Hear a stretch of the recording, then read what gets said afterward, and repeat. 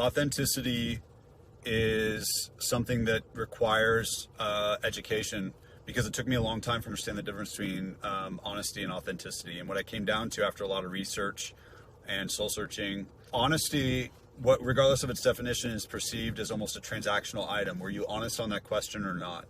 And we've been using authenticity that way, but that's not how I design it. Authenticity is, were you true to yourself? Are you true to yourself, period, as a practice independent of the transactions?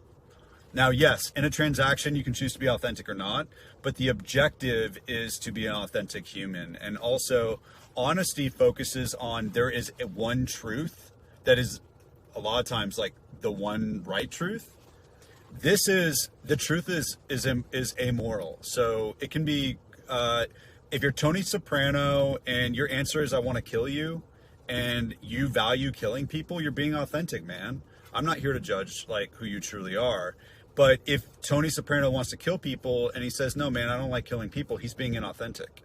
So it's not about being good or right. It's about just not obscuring the genuine article, the genuine human being.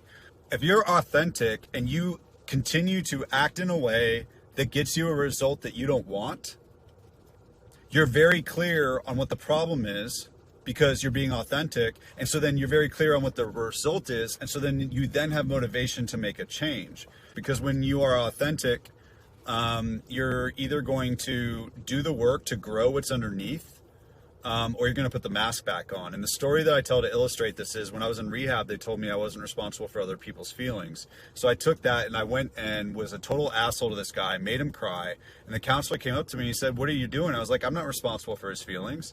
And he said, yeah, but you're responsible for whether you're an asshole or not. So when we're authentic, we're responsible for what is underneath when we take off the mask. And so if you had a manager that said, I'm a great leader, but they were a shitty leader, you wouldn't trust them, you wouldn't want to follow them. If you had a leader that said, I'm not a good leader, and then 2 weeks from now they said, yep, still not a good leader, and then a month from then said, yep, still not a good leader, and then a year from then they're like, yeah, just not a good leader, you would fucking leave them. A manager that says, being authentic, I'm not a good leader. I can't control that, and I can't control what your reaction to that is, but I can control whether I do something about it. So I'm going to do the uncomfortable work and take the actions and use the resources to develop that skill set. And then I'm going to turn around and teach you what I've learned.